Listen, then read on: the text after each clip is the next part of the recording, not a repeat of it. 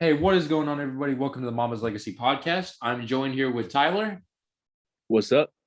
and Brandon from the Backboard Pod. Hey guys. How you got? All right, so let's jump right into it. Blazers and Nuggets. There was a big performance in Game 3. The Nuggets went 20 of 38 from three-point. That was pretty damn impressive, in my opinion. I don't think it was that bad. And the Nuggets did only have 20 assists. No, in Game 4, the Nuggets only had 20 assists and shot 13 from 44. Did you guys? Oh, okay. Well, go ahead.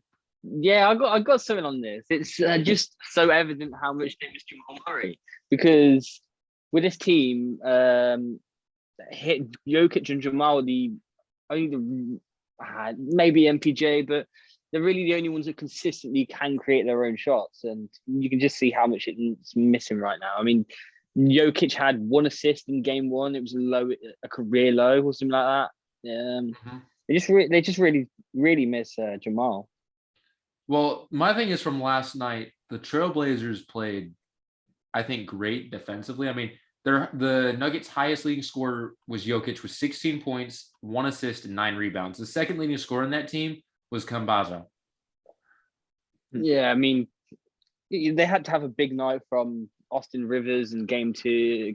Sorry, he hit what's like 3 threes down the stretch, and then tonight it's just nothing really went well for them. They shut off the passing lanes quite well, and it takes a big part of Jokic's game away when you've got no one to pass to. I mean, he's going to do what he does. He's just that good at the minute, but there's only so much he can do against a team that has CJ, Melo, and Lillard defensively. Well, Lillard, I'll shoot this one at Tyler. So Lillard only had 10 points last night. He did have 10 assists and 8 rebounds. But the big player was Norman Powell. Do you think Norman Powell can keep it up? He dropped 29 last game, Tyler. That is true. Yeah. Yeah, honestly, I don't think he's gonna get 29 again, but if he can consistently get like 20 for that team, especially when Damian Lillard has an off night, then I think they'll be fine throughout the series as long as they can shut down Jokic and don't let him go off for like 40 or something like that. Yeah, no, whenever Jokic gets going, the Blazers have no chance. What were you going to say, Brandon? I think the interesting thing about the Blazers this offseason is not how far they'll get. I still think the Blazers will win. The Nuggets will win this in 6 or 7 because Jokic is just that good and he's that unguardable at the minute. But I think the interesting thing for the Blazers, where do they go next? While Lillard and CJ are on these monster contracts, they're just stuck in this limbo of mediocrity because there's no one else they can really sign on big money. You can trade. They've needed a defensive wing for a long time now, and they still haven't even attempted to get one. I think their best option if they go out first round this year is either to blow it up or to trade CJ for something big. Well, I think the Blazers, if they don't make at least the conference finals this year, I think this is where they blow it up. I mean, Dame's only going to keep up his amazing record-breaking seasons for so long. And if they keep getting bounced, I think it doesn't work. I think Dame is either going to leave or they have to make some really big moves around there. But we'll jump Dame's an overrated playoff performer anyway. It's okay to be salty. But the next thing No.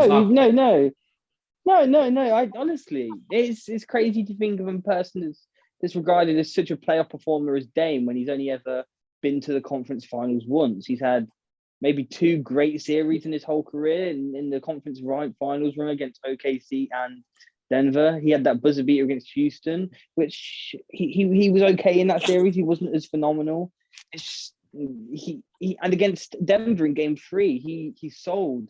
Didn't play any defense down the stretch, and he threw up some questionable shots.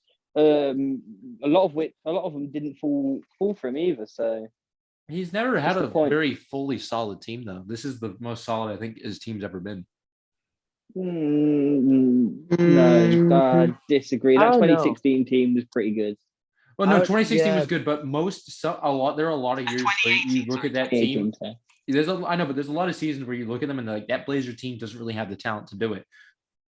There have been a couple seasons like that. And again, it's because of those monster contracts, CJ Dame are locked into. It's just going to keep on going in this circle of mediocrity. And if Blazers fans are okay with it, then fair enough. But as a fan, I want to win championships, and that's why I'm happy the Thunder blew it up as depressing as it was. So yeah, they've just got to make some big decisions this offseason. Definitely. But let's talk about the very interesting game today. The Bucks swept the Miami Heat, who beat the Bucks last year. Bucks came right in, swept them, sent them home. I think they're the first team to go home yet. Is this a big alert for the Miami Heat? Yes. I don't think it's as big as you think it is, Tyler. I don't know. So you go first, yeah, and then I'll say my thing. All right. So I think this is alarming, right? Because last year was kind of like their biggest year where, they had Jay Crowder, right? They have a guy that, like, they have a defensive piece.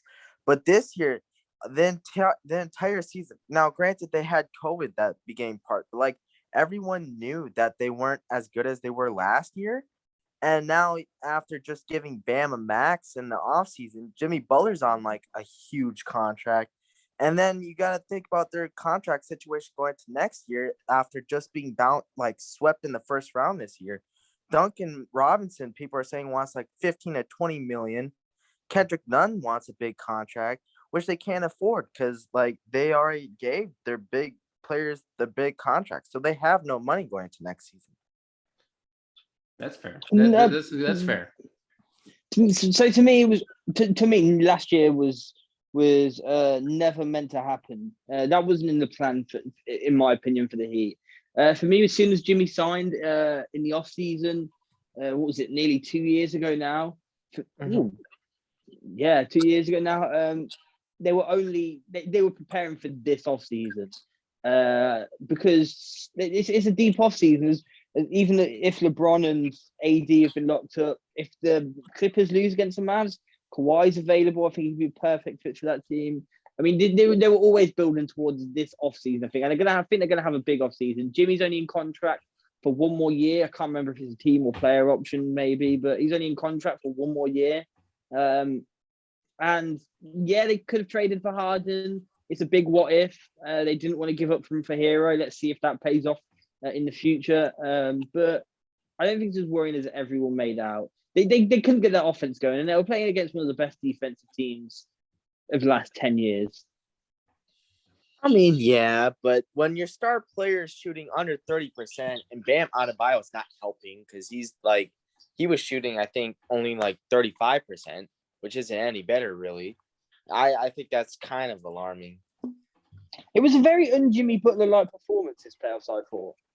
It felt like he wasn't even in the top 3 players in that series. Because last year against the Lakers, he took it into his own hands. He had some big games. He had that 40-point triple-double.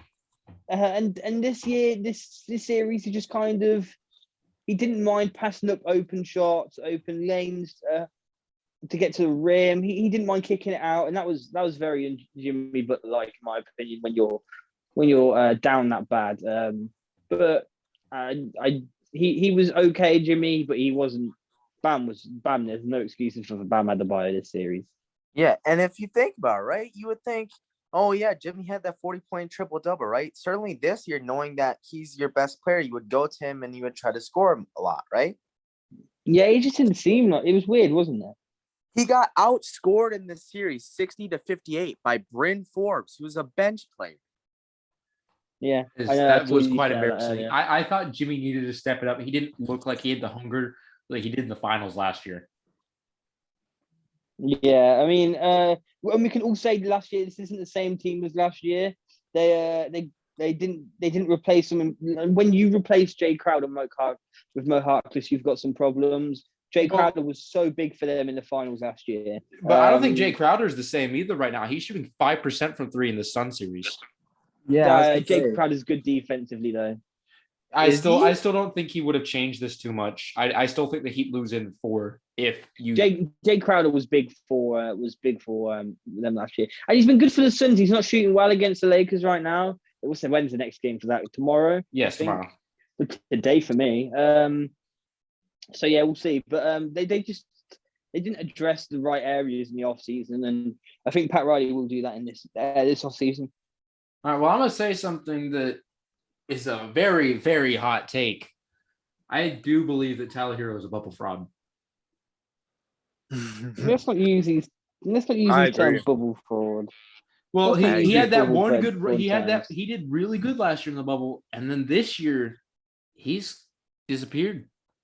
Apart from like last, And Like- let's be honest. He was good last season. All of last season, he was good. He's just not been the same this season. And I don't think any of the Heat have been the same this season. I think they got to the finals too soon, and it was. They got their taste of success too young. Yeah, I think they'll come Kind back of. stronger next year. I don't Well, think anyone. The Heat organization is known for being a hard working organization that's never going to give up. So I think the Heat will come back next year. Whether or not they'll go to the finals or challenge for a championship, I don't know. But this isn't the end of the Heat by any stretch. Well, I will say What? this: you said the free agency class is deep, and like Kawhi may be available. How do they afford that?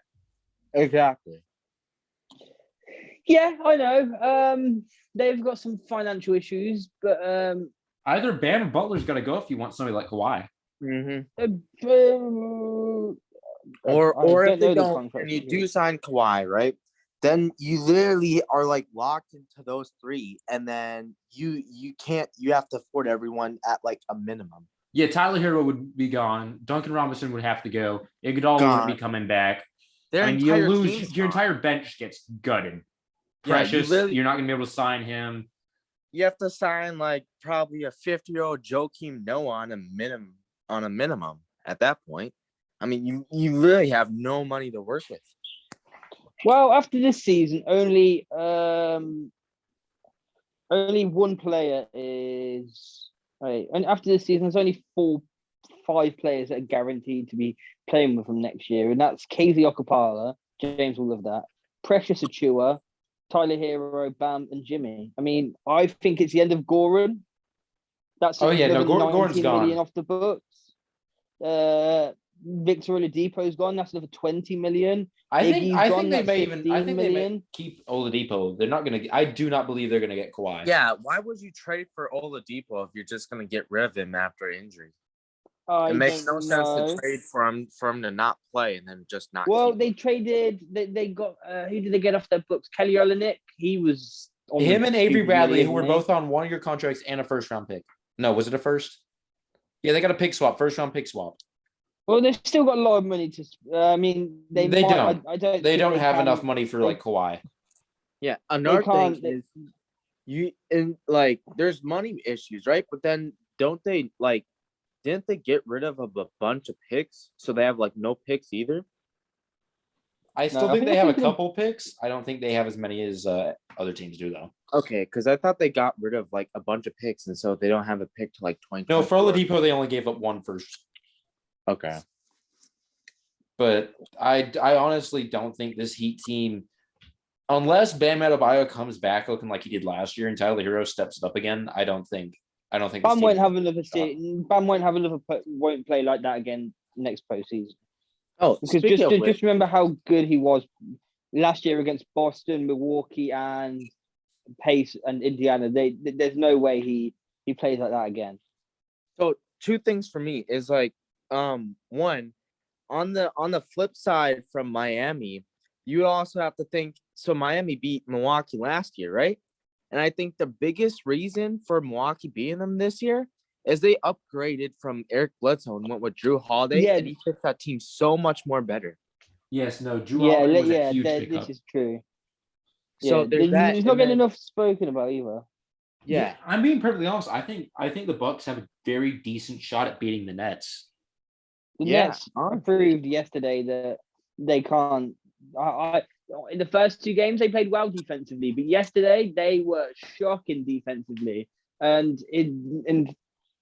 while the Boston Celtics are good, they are not as good as the Bucks. And if you've got Chris Middleton, Drew Holiday, Giannis, and then you've got a deep bench like they've got, I don't see what they can.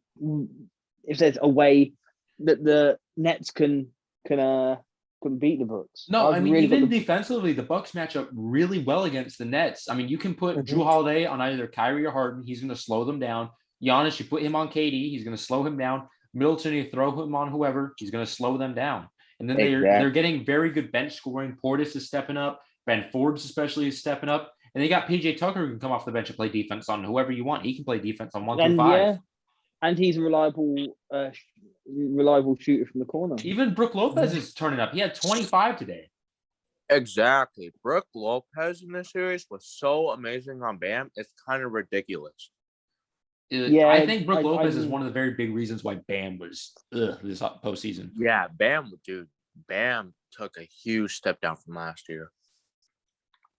I think this Bucks team is one of the scariest playoff defensive teams we've seen in a while. And yeah, Max, I'm in a while. I wouldn't say in a while. Still that 2017. I said one Warriors of team them. with KD. One of them. Yeah, that's by far one of the best teams I've ever seen. I said defensively, and I think that defensively would have taken that Warriors team to a couple games. Max, when you said what's it called? When you said they match up well against the Nets, you also have to think. So Milwaukee's a defensive team. We all know this, right? Mm-hmm. And Brooklyn's an offensive team, so that matches up well together. But the thing you have to take into consideration is we like after last night, right? We kind of know that Brooklyn can't play defense like that consistently. They'll have their defensive nights, sure, but they're not going to give you like as great a defense as other teams for most nights. But meanwhile, Milwaukee still has like a very thriving offense, and I think that's going to be the key. Yes, no, Milwaukee, they only get talked about their defense. Their offense is still very, very well. I mean, whenever Giannis is on the team, I mean, who in that net series is going to guard Giannis? KD will get hurt trying to play Giannis. Let's be honest. Exactly. KD's an offensive player, but his defense, especially on Giannis, is not going to go well. No, his defense. I think KD he doesn't get enough credit for his defense, but he's not very. I don't think he's the best. Against Giannis? No. Yeah, No. Hear me out. I'm not done making my point. I think KD's a solid defender, but a slashing forward, I don't think that matches up well for him. If you have a like stiffer guy, put KD on a slower power forward, I think that matches up really well. But for somebody like Giannis, same thing with somebody like LeBron, he will bully KD. Especially like considering KD's this lanky dude, and then like put him on Giannis, who's this big buff dude, almost like a center. And he's fast, right? It's not like he's slow. So he'll just basically drive by. And since he's miles stronger, in my opinion, he's just going to like bully him everywhere. And I mean, let's be honest, Giannis is starting to pass. He had 15 assists today. Mm-hmm. He had a 20 point, 15 assist, and a 12 rebound triple-double today. That was really impressive. Yeah.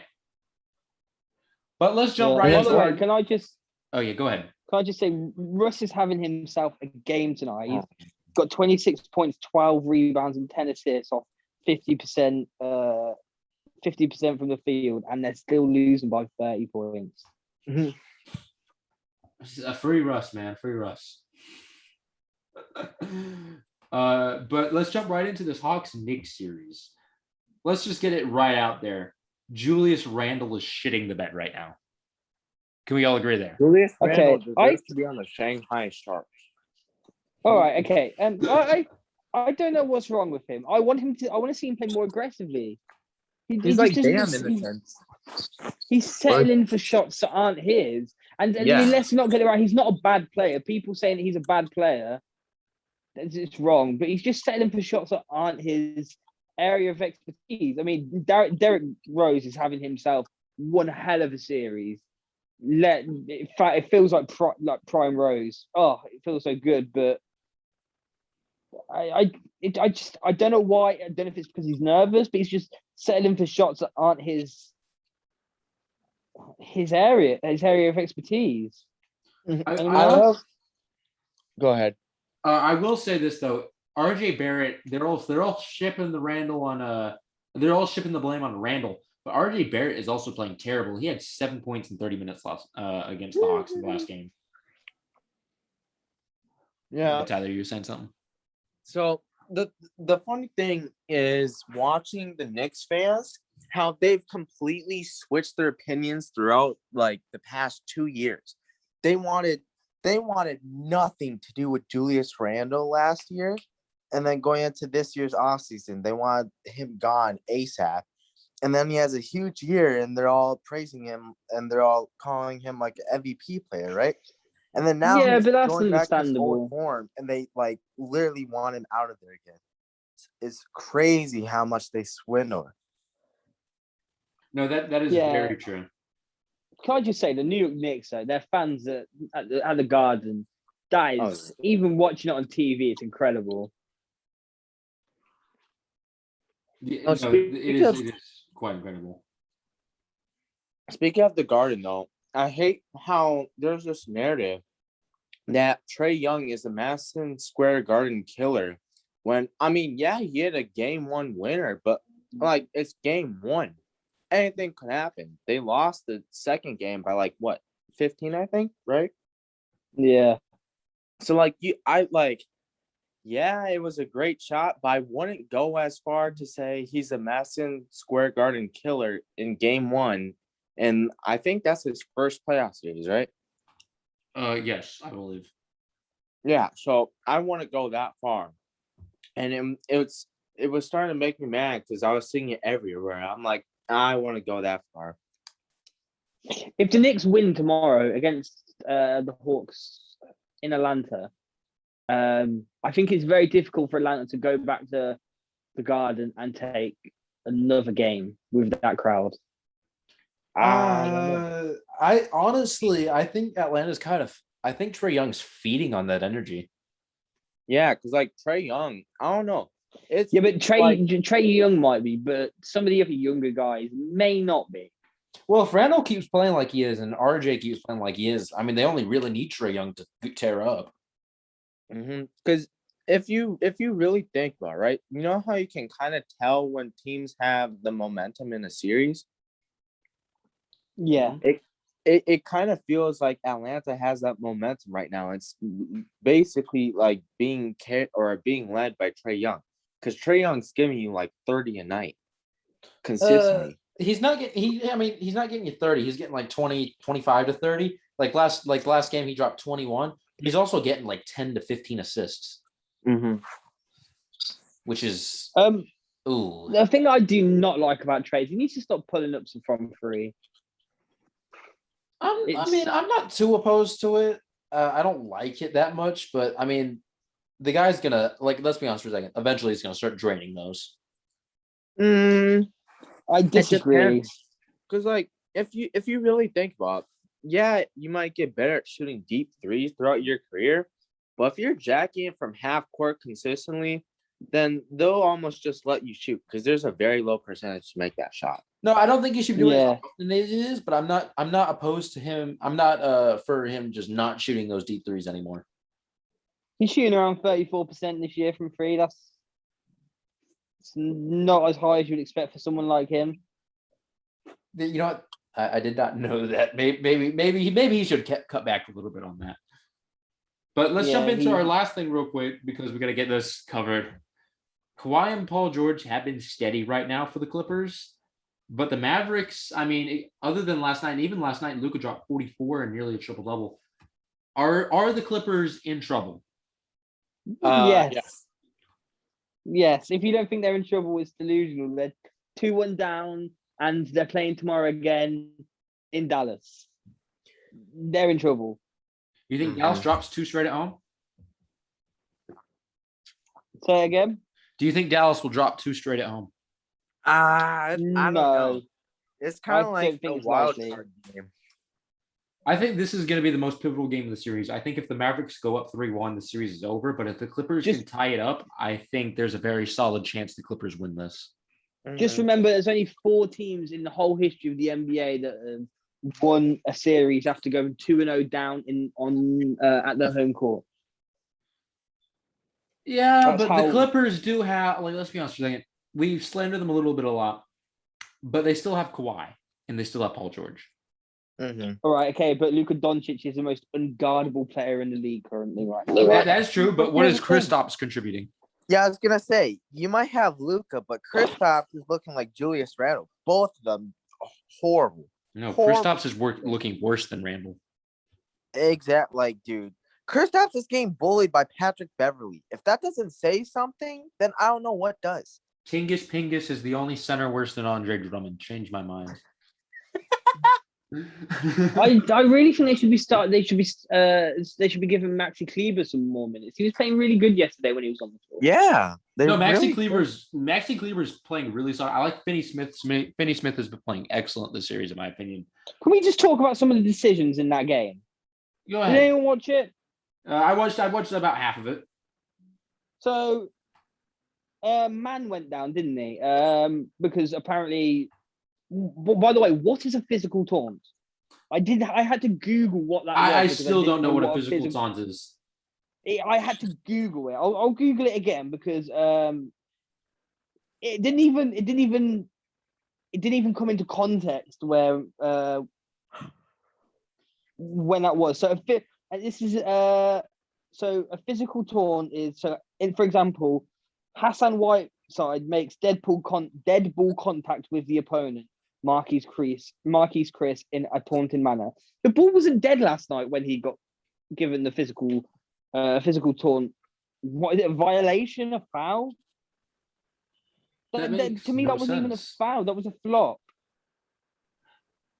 The refs don't. The league does not want this to be a sweep for the Mavs. I don't think it's the league not wanting it to be a sweep for the Mavs. That's very conspiracy theory like. But I don't know. The referee in this whole postseason has been bad. I mean, especially in that Lakers game when Devin Booker got ejected. Okay. We can argue about that all day. That was disgusting what he did. No, it wasn't. It was.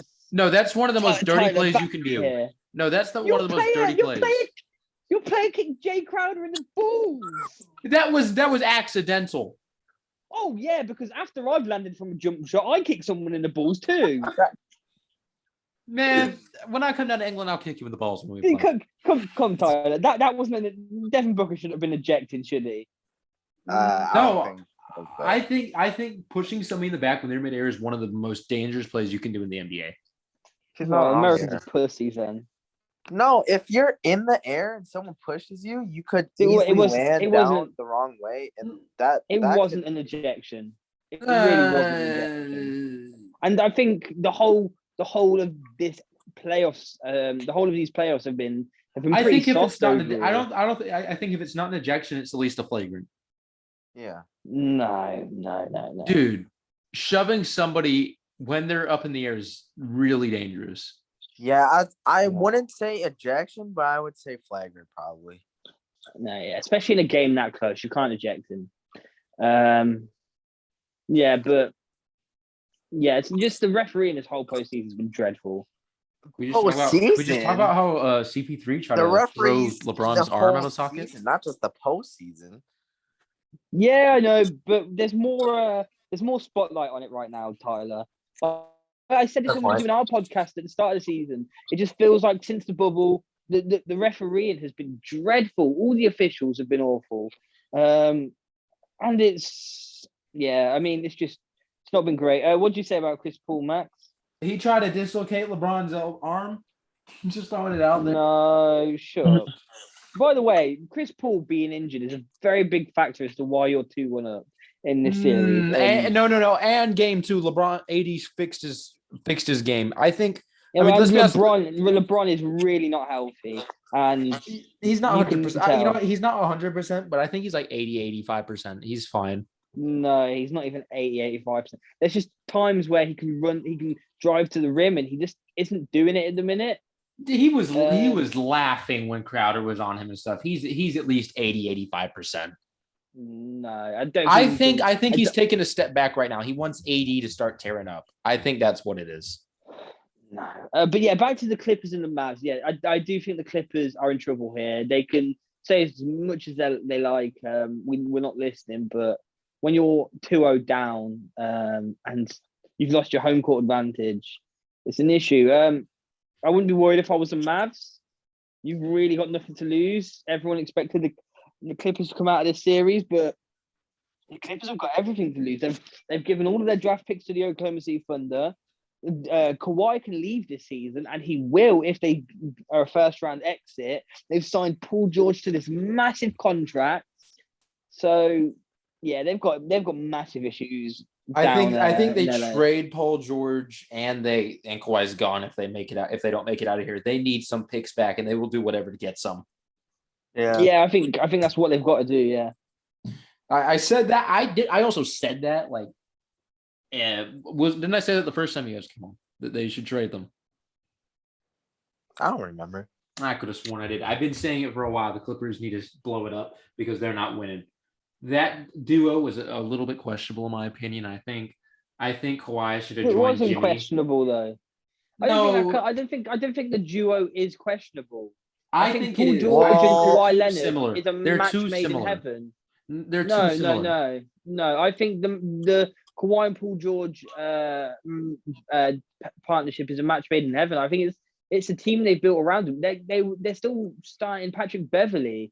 You can't be starting Patrick Beverley. Rajon Rondo is not getting nearly enough minutes. Ibaka's out. That's a massive miss. So I don't think it's the issue of the pairing. Rondo was 26.